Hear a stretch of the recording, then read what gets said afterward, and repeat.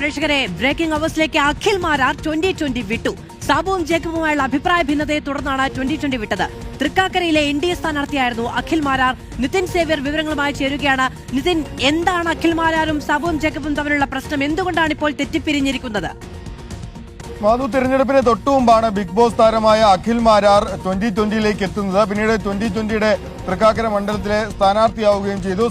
തെരഞ്ഞെടുപ്പിൽ വലിയ പരാജയമായിരുന്നു അഖിൽ മാരാർ ഏറ്റുവാങ്ങിയത്. പിന്നീട് രാഷ്ട്രീയവുമായി ബന്ധപ്പെട്ട് കാര്യങ്ങളിൽ നിന്നൊക്കെ അദ്ദേഹം വിട്ടുനിൽക്കുകയായിരുന്നു. ഏതായാലും ഇപ്പോൾ 2020 വിടുന്നു എന്നൊരു പ്രഖ്യാപനമാണ് അദ്ദേഹം നടത്തിയിരിക്കുന്നത്. നമ്മൾ അദ്ദേഹവുമായി സംസാരിച്ചിരുന്നു. വലിയ തോതിലുള്ള വിമർശനങ്ങൾ സാബുവും ജേക്കബിനെതിരെ അദ്ദേഹം ഉയർത്തുന്നുണ്ട്. പ്രത്യേകിച്ച് തന്നെ 2020യിലേക്ക് കൊണ്ടുവന്നത് കൊട്ടാരക്കര സീറ്റ് നൽകാം എന്ന് പറഞ്ഞായിരുന്നു. പക്ഷെ പിന്നീട് തൃപ്പൂണിത്തുറ അവസാനം അത് സംഭവിച്ചിരിക്കുന്നു.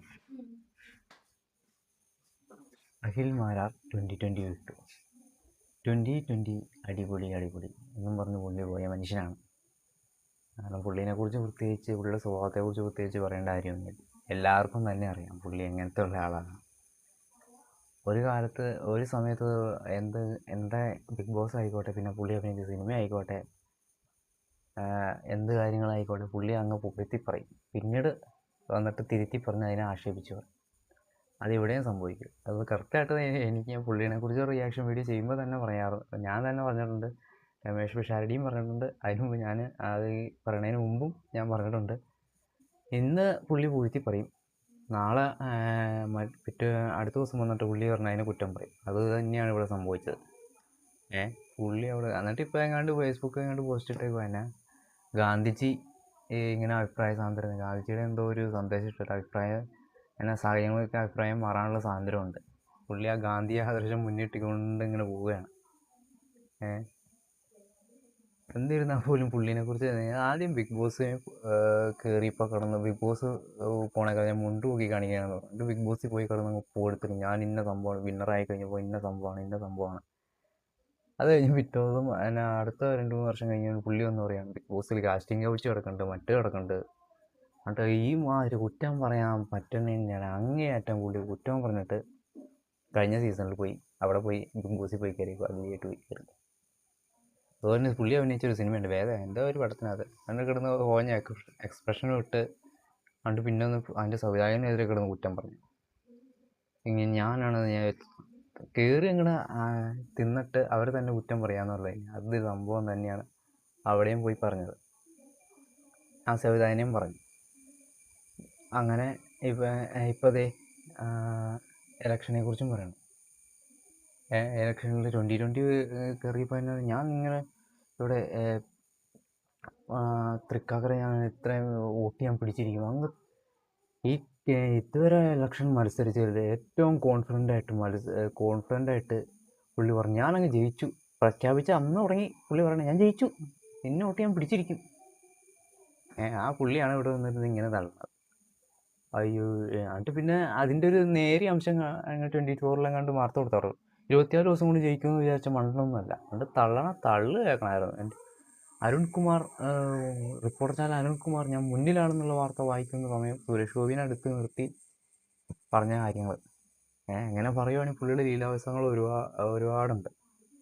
നിലപാടുകളുടെ രാജകുമാരൻ എന്നൊക്കെയാണ് പുള്ളിനെ വിശേഷിപ്പിക്കുന്നത്. അടുത്ത PSCയിൽ ഇങ്ങനെ വരാം, നിലപാടുകളുടെ രാജകുമാരൻ അഖിൽ മാരാർ. അത്രത്തോളം നിലപാടുകളുടെ ഒരു ഉപകാരം തന്നെയാണ്. പിന്നെ ദുരിതാശ്വാസ നിധിയെക്കുറിച്ച് ഈ മുഖ്യമന്ത്രിനെ അന്ന് കുറിച്ച് പറയാത്ത ഒന്നുമില്ല. അവർ തട്ടിപ്പാണ് ഇതാണ്. എന്നിട്ട് പുള്ളി പോയി ദുരിതാശ്വാസ നിധി തട്ടിപ്പാണെന്ന് പറഞ്ഞാൽ പുള്ളി എന്നിട്ട് അവിടെ കൊണ്ടുപോയി 2 ലക്ഷം അടിച്ചു. ഇതെനിക്ക് എന്തെന്ന് പറയുക, കിറുക്കത്തരം എന്നല്ലേ പറയണേ. ഒരു സ്റ്റാൻഡിൽ ഇപ്പം ഒരു വീടിന് തറക്കല്ലിട്ട് കൊടുക്കണമുണ്ട്, അതൊക്കെ നല്ല കാര്യമാണ്. പക്ഷെ അതിനു മുമ്പ് പറഞ്ഞാൽ തന്നെ ചൂരൽമലയിൽ വീട് വെച്ച് കൊടുക്കുമെന്ന് പറഞ്ഞു. അതിൻ്റെ ഒരു അപ്ഡേറ്റും കണ്ടില്ല. എന്നിട്ട് മുഖ്യമന്ത്രി ദുരിതാശ്വാസ തട്ടിപ്പാണ്. അത് കണ്ട് കഴിഞ്ഞപ്പോൾ അത് മിക്ക പ്രേക്ഷകരും പറയാൻ ആഗ്രഹിച്ച കാര്യമാണ്. രമേഷ് പിഷാരടി പുള്ളിനെക്കുറിച്ച് പറഞ്ഞത്. പുള്ളി പറഞ്ഞു തന്നെ ഞാനൊരു 10 മിനിറ്റ് പുള്ളി ശ്രദ്ധിക്കണേ പോലും ഞാൻ പുള്ളിനെ ശ്രദ്ധിക്കില്ല. പുള്ളി ഇന്ന് പറയുന്ന കാര്യങ്ങൾ മാറ്റി പറയുന്നത് അതിപ്പോഴങ്ങ് സോഷ്യൽ മീഡിയ കിടന്ന് കറങ്ങുന്നുണ്ട്. എന്തിരുന്നൊക്കെ പറഞ്ഞാൽ പോലും ഇനി പുള്ളി പറഞ്ഞ ഓഡിയോ റിപ്പോർട്ടർ ചാനലിനൊരു ഓഡിയോ കൊടുക്കുന്നുണ്ട്. അപ്പോൾ ഓഡിയോ നമുക്കൊന്ന് കേട്ടിട്ട് വരാം. ഇപ്പൊ എനിക്ക് തോന്നുന്നു ഒരുപക്ഷെ നിങ്ങൾ എല്ലാവരും തുടക്കത്തിൽ തെരഞ്ഞെടുപ്പിന്റെ തുടക്കത്തിൽ കൊട്ടാരക്കരയിൽ UDFന്റെ കാൻഡിഡേറ്റ് ആയിട്ട് എന്റെ പേരൊക്കെ പല മാധ്യമങ്ങളും ചർച്ച ചെയ്തിട്ടുണ്ടായിരുന്നു. അങ്ങനെ ഒരു കാര്യം ഞാൻ UDFുമായിട്ടുണ്ടായിരുന്ന ബന്ധത്തിന്റെ പേരിലാണത്. അപ്പൊ ഞാൻ ആക്ച്വലി ആ സീറ്റ് നഷ്ടപ്പെട്ടതിന് ശേഷം സ്വതന്ത്രനായി മത്സരിക്കണമെന്നൊരു ആഗ്രഹമായിട്ട് നിന്ന ഒരാളാണ്. അപ്പൊ സ്വതന്ത്രനായിട്ട് മത്സരിക്കാനുള്ള എന്റെ ഒരു ആഗ്രഹത്തെ ആക്ച്വലി സപ്പോർട്ട് ചെയ്തുകൊണ്ട് സാബു ജേക്കബ് പോരുന്നു. അതിന് മുൻപ് തന്നെ NDAയുടെ കുറെ ഏജൻസികൾ എന്നെ ബന്ധപ്പെട്ടിരുന്നു. പൈസ തരാം, അങ്ങനെ തരാം, ഇങ്ങനെ തരാം, പല കാര്യങ്ങളും പറഞ്ഞുകൊണ്ട് ഞാൻ അവരെ എല്ലാവരെയും പുച്ഛിച്ച് തള്ളിക്കളയുകയാണ് ചെയ്തത്. പിന്നീട് എന്റെ തന്നെ ഒരു ആഗ്രഹമായിരുന്നു സ്വതന്ത്രമായിട്ട് മത്സരിക്കുക. അങ്ങനെ ഇരിക്കുന്ന സമയത്താണ് സാബു ജേക്കബ് വരുന്നതും. കൊട്ടാരക്കര സീറ്റ് ഡൽഹിയിൽ നിന്നുകൊണ്ടാണ് ഞാൻ സംസാരിക്കുന്നത്. ഇപ്പോൾ ഉറപ്പ് നൽകാമെങ്കിൽ, കാര്യം 2020 അവിടെ ആളില്ല, 2020 സംഘടന ഇല്ലാത്തൊരു സ്ഥലത്ത് അവർക്കൊരു സീറ്റ് ചോദിക്കാൻ പറ്റില്ല. പക്ഷേ ഞാനാണെന്നുണ്ടെങ്കിൽ ആ സീറ്റ് അവർ ഉറപ്പ് മേടിച്ചു തരാം. രാജീവ് ചന്ദ്രശേഖറുമായിട്ട് സംസാരിച്ചു, എല്ലാ കാര്യങ്ങളും കൺഫർമേഷൻ പറയുന്നു. അങ്ങനെ ആ ഒരൊറ്റ കാരണം കൊണ്ട് മാത്രമാണ് ഞാൻ 2020 ചേരാൻ തീരുമാനമെടുക്കുന്നത്. കാര്യം എന്നെ സംബന്ധിച്ച് ഒരു സ്വതന്ത്ര ഇമേജിൽ തന്നെ എന്റെ നാട്ടിൽ മത്സരിക്കാൻ പറ്റുന്ന ഒരു അന്തരീക്ഷം ഒരുക്കുക. പക്ഷെ അതിനുശേഷം സംഭവിച്ചത് രശ്മി പിന്നീട് വരുന്നു. ഈ പിന്നീട് രശ്മി വന്നതാണോ വരുത്തിച്ചതാണോ എന്നതുപോലും എനിക്ക് പിന്നീട് സംശയമുണ്ട്. എന്തായാലും കൊട്ടാരക്കര സീറ്റിലേക്ക് രശ്മി വരുന്നു. രശ്മിക്ക് ആ സീറ്റ് അവർ നൽകുന്നു. പിന്നീട് ഞാൻ പറയുന്നു ശരി, ഞാൻ മാറി നിൽക്കാം. അപ്പം പറയുന്നു, അന്നേരം എൻ്റെ അടുത്ത് പറഞ്ഞില്ല അഖിൽ മാറണ്ട, നമുക്ക് തൃപ്പൂണിത്തറ സീറ്റിലേക്ക് നമുക്ക് നോക്കാം എന്നുള്ള രീതിയിലേക്ക് ഒരു ചർച്ച വരുന്നു. തൃപ്പൂണിത്തറ സീറ്റ് ആ സമയത്ത് 2020 കൊടുക്കാൻ BJPക്ക് താല്പര്യമില്ല. കാര്യം അവരുടെ നഗരസഭ അവർക്ക് ഭരണമുള്ള സ്ഥലമാണ്. പക്ഷെ ഞാൻ ആ സമയത്ത് എന്റെ വിഷമങ്ങളും പ്രശ്നങ്ങളും ഒക്കെ ഞാൻ രാജീവ് ചന്ദ്രശേഖറുമായിട്ട് നേരിട്ട് സംസാരിക്കുന്നു. അദ്ദേഹം ആദ്യം ഇത് മറന്നുപോയി എന്നാണ് പറയുന്നത്. അതായത് അഖിൽ പത്തനാപുരത്താണെന്നാണ് ഞങ്ങൾ കരുതിയത്. മിസ്റ്റേക്ക് പറ്റിപ്പോയി. അപ്പൊ അദ്ദേഹം എന്നോട് നമുക്ക് പരിഹാരം ഉണ്ടാക്കാമെന്ന് പറയുന്നു. അങ്ങനെ അദ്ദേഹം പരിഹാരം ഉണ്ടാക്കുന്നതിന്റെ ഭാഗമായിട്ട് RSS നേതാക്കന്മാരെയും ഞാൻ പോയി കണ്ടു. ഞാൻ എന്റെ അവസ്ഥ പറഞ്ഞു. ഞാൻ പറഞ്ഞു ഈ രീതിയിൽ നമ്മളെ ഈ സാബു ജേക്കബ് കുടുക്കിയതാണ്. അതായത് എന്റെ അടുത്ത് പറഞ്ഞിരുന്നത് രാജീവ് ചന്ദ്രശേഖറിന്റെയും സാന്നിധ്യത്തിൽ അഖിലിനെ നമ്മൾ പത്രസമ്മേളനം ചെയ്ത് കൊട്ടാരക്കരയിലേക്ക് അനൗൺസ് ചെയ്യും എന്ന് പറഞ്ഞിരുന്നിടത്ത് നിന്ന് എന്നെ 2020 ഓഫീസിലേക്ക് വിളിച്ചിട്ട് ഞാൻ 2020 ചേർന്നു എന്ന് പറഞ്ഞ ഒരു വാർത്ത അങ്ങ് കൊടുത്തു. അതോടുകൂടിയിട്ട് ഞാൻ സ്റ്റക്കായി പോയി. കാരണം മണ്ഡലമോ കാര്യങ്ങളോ ഒന്നും പറയാതെ ഞാൻ 2020 ചേർന്നു എന്നൊരു വാർത്ത കൊടുക്കുകയും സ്വാഭാവികമായിട്ടും ഞാൻ വിചാരിച്ചത് ഇദ്ദേഹം ഉറപ്പ് നൽകിയതല്ലേ. എനിക്ക് എല്ലാ വാട്സപ്പ് ചാറ്റുകളും കിടപ്പുണ്ട്. ആ ഉറപ്പ് നൽകുന്നതും ഞാൻ സംശയം പറയുന്നു. അയ്യോ, കോൺഗ്രസ്സിലെ ചേർക്കുന്ന കാര്യമൊന്നും പറയല്ലേ. അത് നമ്മുടെ ബഹുമാനപ്പെട്ട ആഭ്യന്തരമന്ത്രി രമേശ് ചെന്നിത്തല സാർ അന്ന് തന്നെ പറഞ്ഞിരുന്നു, എന്നാ വേണ്ടാത്ത ആൾക്കാരെയൊന്നും അല്ലാതെ ഇവിടെ കൊണ്ട് മത്സരിപ്പിക്കില്ല എന്നുള്ളത്. അത് തന്നെ പുള്ളിക്ക് തന്നെ കാര്യം മനസ്സിലായി. അപ്പോൾ തന്നെ ചവിട്ടി പുറത്താക്കി. എന്നിട്ട് പുള്ളി ഇവിടെ പോയി എവിടെയോ എനിക്ക് സീറ്റ് മേടിച്ചാണ്. എന്നിട്ട് പറഞ്ഞ് സ്വതന്ത്രനായിട്ട് മത്സരിക്കാൻ.